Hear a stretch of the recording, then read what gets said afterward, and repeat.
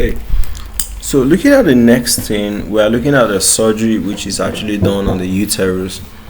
All right, so we looked at hysterectomy as a parent surgery. So now we are looking at the subclasses of hysterectomy. All right, so this is what is known as a radical hysterectomy. What is a radical hysterectomy? If they ever ask you, or if you ever heard a healthcare professional talking about it. Okay, so these are the different types of hysterectomy. Hysterectomy in general is just a surgery which is done to remove the uterus. You understand? So you can have the total hysterectomy where removing the whole uterus. You can have the total hysterectomy with salpingo-oophorectomy, right? You remove the uterus, or you remove what? The ovaries, you remove the fallopian tube. Then the radical hysterectomy, you are removing everything on both sides. So it's a major surgical procedure primarily used to treat what? Gynecological cancer. So mostly when you want to do this, you are afraid that a woman has a cancer in the uterus, and there's a threat for that cancer to actually spread to other regions. You understand?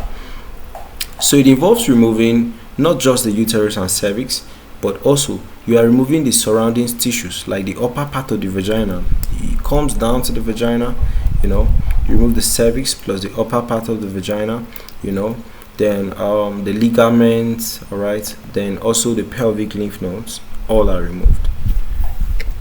All right, so just a recap of what is removed in radical hysterectomy: the uterus and cervix, okay, the upper part of the vagina, parametrium, tissues around the cervix,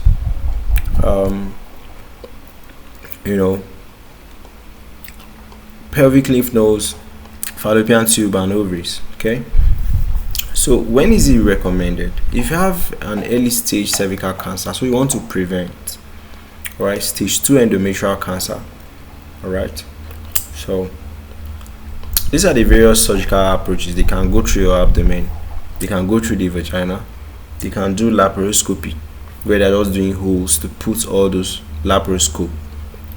It could be robot-assisted.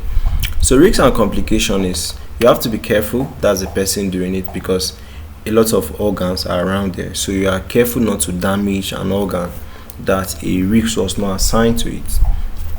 Infection or bleeding, all right, blood clots or pulmonary embolism, bowel obstruction, early menopause. If ovaries are removed, even if woman has not reached 45, she has hit menopause already, no menstruation.